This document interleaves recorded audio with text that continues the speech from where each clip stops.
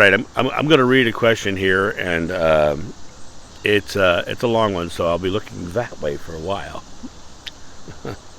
I have a question, and I think I already know what you're going to say, but I'm going to ask it anyway.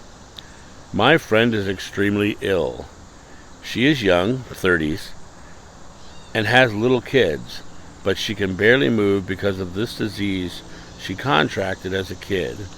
She has lots of beliefs, I believe, that are keeping her down, like pre-birth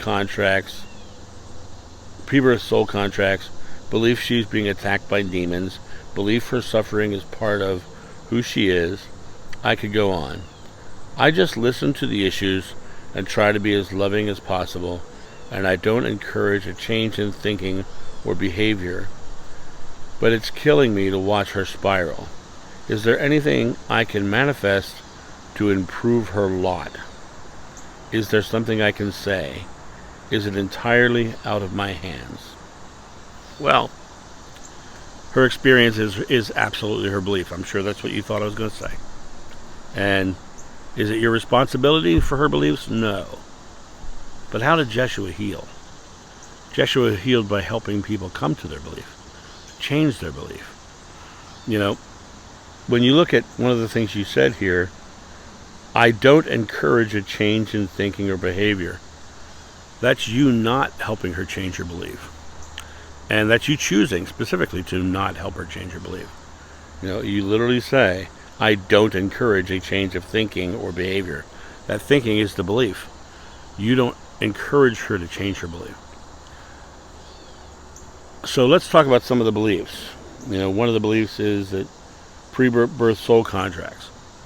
I talk about this a lot, and I get a lot of people who are into the New Age movement that really want to attack me on this and address this as, you know, you're wrong because this, that, whatever.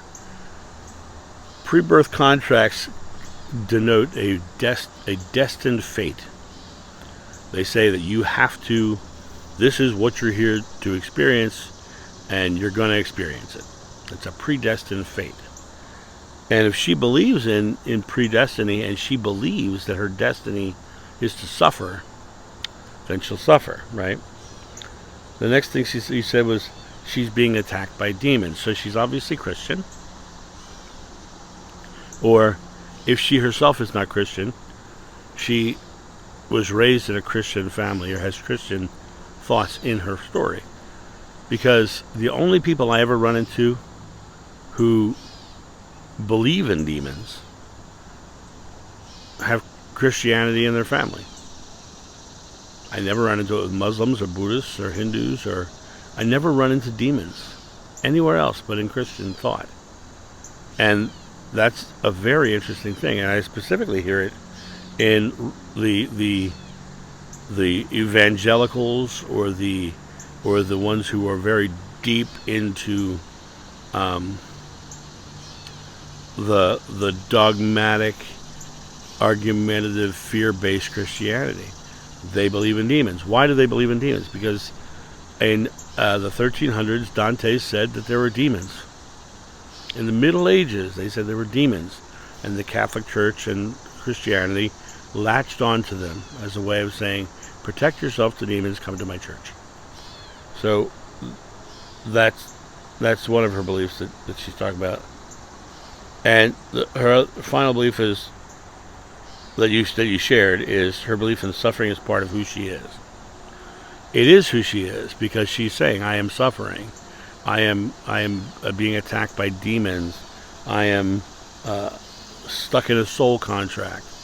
And the idea of this is, and people are going to think I'm bashing soul contracts. And I'm going to say this one more time in this video to it. No matter how many times I say this, nobody ever hears this when I say this.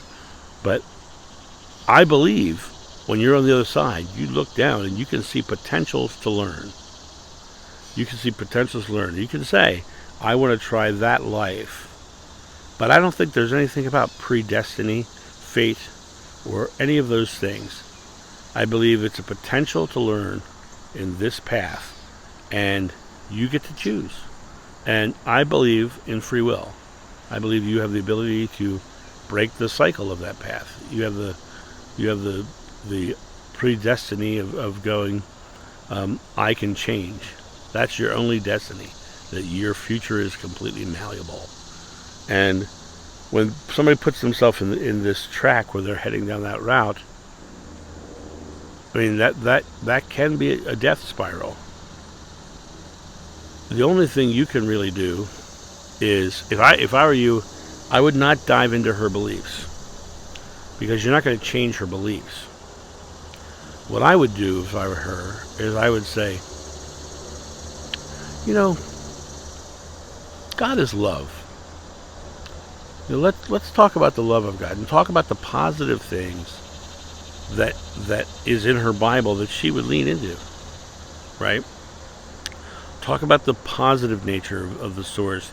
Talk about healing. Talk about the things that could potentially change her thinking. But she has to take it herself. Now, I'll tell you from experience, people who are in this track will almost never take it from a person. They'll never take it from a person. But if that person, I keep bumping my tripod today. If that person pulls it out of a source that they believe in, like the Bible, then they can go, oh, I remember there was a kid that I was working with in Cleveland, and he was Muslim, and we were all talking about various religions. We were doing actually a show, and within the show there was a thing about respecting all religion, equality of religion, and we were talking about Islam, and I came home and I pulled down all these Muhammad quotes about love and compassion and treating animals well and respecting your mother, and all these things that a lot of people who like to bash Islam don't think are in their Bible, in their Quran, right? They don't think it's in there. They don't think that that's in their faith. And I brought this kid. I said, "Yeah, this is my favorite part." And I handed him a sheet of these, and he said, "I've never heard these before." I said, "Yeah, isn't it beautiful?" And we just had a long conversation about these beautiful statements from Muhammad. And he was like, and he kept it, and he still talks to me today. But the thing is, he can accept it now because it came from a different source. It came from the source he believed in. And now you can look at yours, this person across from you, and you can deliver things that they can believe in. No fear can exist in perfect love. It is your faith that heals you. Greater works than I have done you will do. If you have faith as small as a mustard seed, you can ask the mountain to move, and it'll move. Nothing's impossible for you.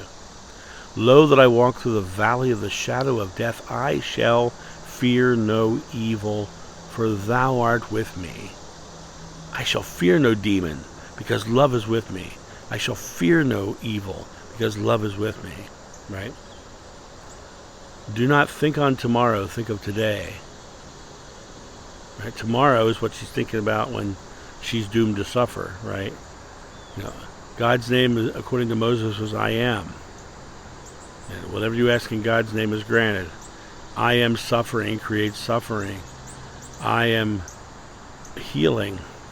I am receiving perfect health. I am joyfully expressing perfect health for my children.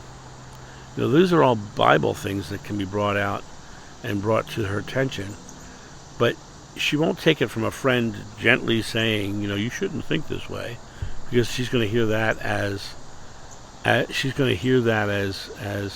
judgment on her. She's going to hear that as a negative. But I was reading the Bible, and blank, blank, blank, blank, whatever you want to say, right?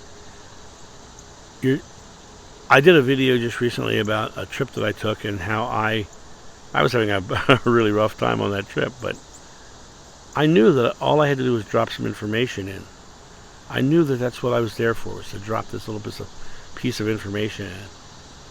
And I think it's going to be very helpful for your friend if you just drop some information in from the source she already trusts, because it's the source that she has trust in, and she doesn't trust anything, because when you're deep in the throes of believing in demons and all that, human people don't have the power of God.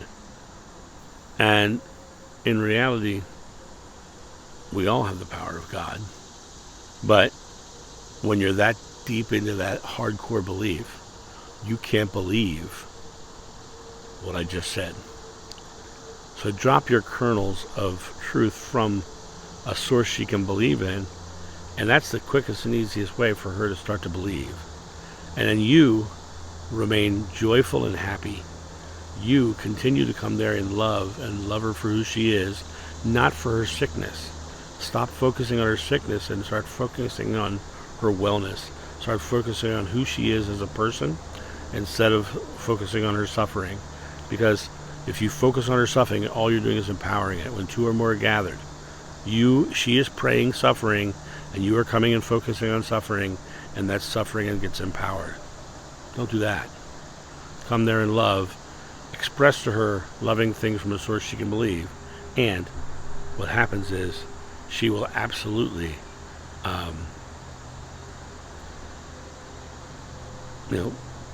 either take it or not. But she'll make her choice. She'll absolutely make her choice, one way or another. So that's my thought on that. You guys have a great day, and I'll talk to you soon. See ya. Bye.